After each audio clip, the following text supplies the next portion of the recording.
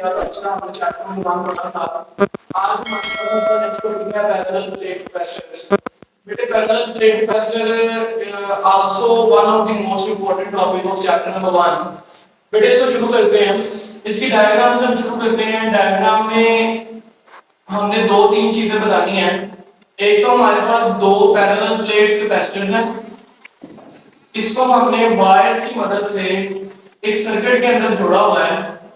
ये मेरे पास सर्किट का पोटेंशियल है और इसको हमने एक स्विच के साथ जोड़ा हुआ है।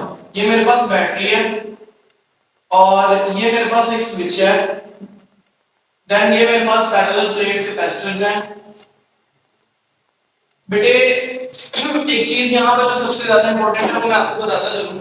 आपको पता है मैंने पिछले टॉपिक्स में पढ़ा था कैपेसिटर वाले में कि हमारे पास ये जो प्लेट्स हैं इनके दरमियान का जो मीडियम है वो कोई डाइइलेक्ट्रिक होता है, कोई ऐसा मीडियम होता है जिसको इनके दरमियान में प्लेस किया जाता है ताकि जो इलेक्ट्रिक फील्ड इंटेंसिटी है वो एक साइड से दूसरी साइड पे मूव ना कर पाए। तो अभी जो हमने चार्ज को प्लेस किया ना वो इनके दरमियान में जो मीडियम है ना वो वैक्यूम है। तो हमने इसकी कैपेसिटेंस निकालनी है कि पैरेलल प्लेट कैपेसिटर के दरमियान में अगर मीडियम वैक्यूम रखा जाए तो फिर इसकी कैपेसिटेंस क्या होती है। बेटे इसकी कैपेसिटेंस को मालूम करने के लिए हम कैपेसिटेंस का फार्मूला लिखते हैं। कैपेसिटेंस का फार्मूला होता है C = Q/V। बेटे इसको मैं इक्वेशन नंबर A का नाम दे रहा हूं। बेटे देन हमने पढ़ा हुआ है कि इनिशियली जब ये बैटरी ऑफ थी तो क्या हुआ था कि इन प्लेट्स के ऊपर कोई भी चार्ज मौजूद नहीं था, लेकिन जैसे जैसे चार्जेस इसके ऊपर आके डिपॉजिट होना शुरू हुए with respect of this battery, तो एक प्लेट पे पॉजिटिव चार्ज आ गया और दूसरी प्लेट पे नेगेटिव चार्ज आ गया। बेटे जब ये चार्जेस चूंकि इनके दरमियान में मीडियम जो है वो वैक्यूम है तो इसलिए जो इलेक्ट्रिक फील्ड लाइंस हैं वो भी प्रोड्यूस होना शुरू हो जाएंगी। इन इलेक्ट्रिक फील्ड लाइंस की वजह से यहाँ पे पोटेंशियल क्रिएट होगा जिसको मैं V से इंडिकेट कर रहा हूँ। और चूंकि ये लाइंस हमारे पास with respect to electric field intensity है तो इसे मैं इलेक्ट्रिक फील्ड इंटेंसिटी से रिप्रेजेंट करूंगा। इलेक्ट्रिक फील्ड इंटेंसिटी का हमने फार्मूला पढ़ा हुआ है और वो हमारे पास बराबर था sigma over permittivity of a medium. इसमें बेटा सिग्मा क्या है हमारे पास और परमिटिविटी ऑफ अ मीडियम क्या है। सिग्मा रिप्रेजेंट करता है सरफेस चार्ज डेंसिटी को। जब हमारे पास मैक्सिमम चार्ज हो ना तो फिर हम क्या करते हैं वहां पे सरफेस चार्ज डेंसिटी लेते हैं। इसके अलावा परमिटिविटी ऑफ फ्री स्पेस है। परमिटिविटी ऑफ फ्री स्पेस का मतलब है कि दोनों प्लेट्स के दरमियान का जो मीडियम है वो क्या है। इसके अलावा हमने इसको मैं इक्वेशन नंबर 1 का नाम दे रहा हूं।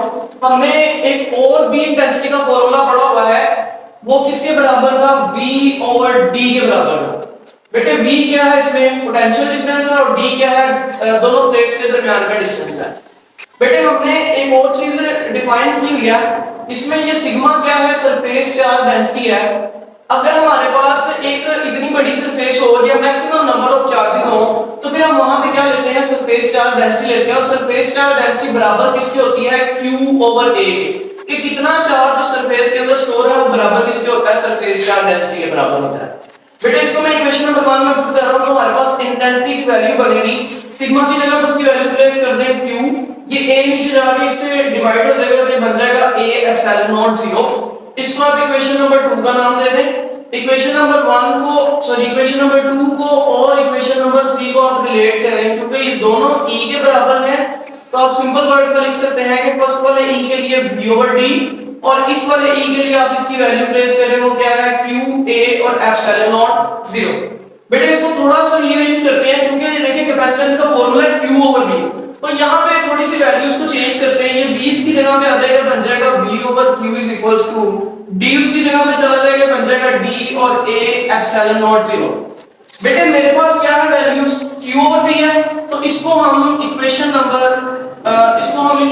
4 का नाम देते हैं by reversing equation number 4। Equation number 4 को रिवर्स कर देंगे ना, इसकी वैल्यू ऊपर चली जाएगी, इसकी वैल्यू नीचे, इसी तरह इसकी वैल्यू ऊपर और दूसरे वाली वैल्यू नीचे, तो ये बन जाएगा Q/V = A/0/D।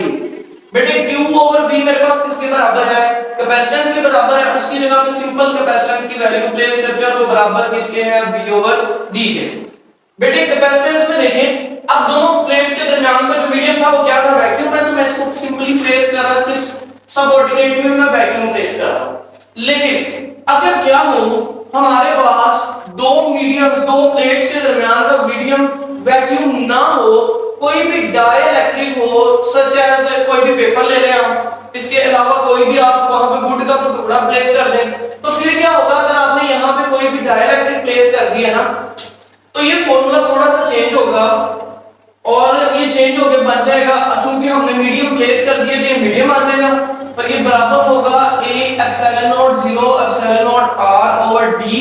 इसमें ये जो एप्सिलॉन नॉट r है ये क्या है, परमिटिविटी ऑफ डाइलेक्ट्रिक। डाइलेक्ट्रिक क्योंकि मैंने आपको बता दिया कि हमने क्या किया है, प्लेस किया है बिटवीन दी प्लेट्स, तो इसलिए ये क्या बन जाएगा, उसका फॉर्मूला बन जाएगा और इसको मैं इक्वेशन नंबर c का नाम दे दूं। बेटे इसकी रेशियो निकालते हैं, और रेशियो हम कैसे निकालेंगे कि मीडियम में जितनी उसकी कैपेसिटेंस है और वैक्यूम में जितनी उसकी कैपेसिटेंस है, इन दोनों को डिवाइड करेंगे। मीडियम में जो कैपेसिटेंस है वो है E epsilon not 0 over R, और इसी तरह वैक्यूम में जो है वो है हमारे पास A एप्सिलॉन नॉट 0 और नीचे क्या आ जाएगा D।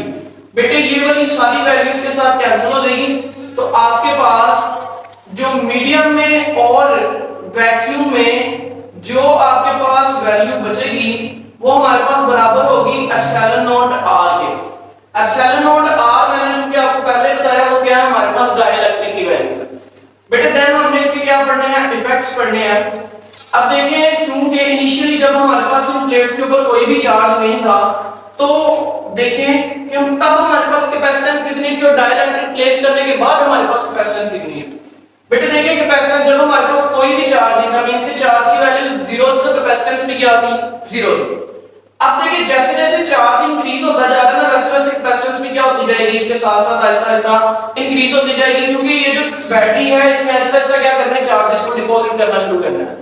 बट लेकिन क्या हो, अगर हमारे पास दोनों प्लेट्स के दरमियान का जो मीडियम है वो क्या हो, डाइलेक्ट्रिक हो, तो फिर क्या होगा, डाइलेक्ट्रिक की वजह से जो ये इंटेंसिटी है ये कम हो जाएगी, क्योंकि फील्ड लाइंस एक जगह से दूसरी जगह मूव ही नहीं कर पाएंगी, क्योंकि हमने इनके दरमियान में क्या रख दिया, तो मीडियम प्लेस कर दिया। अब क्या होगा कि इन दोनों की वजह से ये जो पोटेंशियल क्रिएट हो रहा है इसकी वैल्यू क्या हो जाएगी, कम हो जाएगी, जिसकी वजह से क्या होगा, कैपेसिटेंस इंक्रीज हो जाएगी। बेटे यही वो वजह है कि हम जितने भी अप्लायंसेस में कैपेसिटर को यूज करते हैं उसकी ये जो पोटेंशियल की वैल्यू है उनके दोनों प्लेट्स के दरमियान में हम कोई ना कोई मीडियम यूज करते हैं, ताकि क्या हो, ज्यादा से ज्यादा चार्ज उसके अंदर स्टोर हो सके और उससे हम ज्यादा फायदा ले सकें। अगर उसके दरमियान कोई भी वैक्यूम मौजूद होगा तो फिर उसको ज्यादा देर तक इस्तेमाल नहीं किया जा सकता।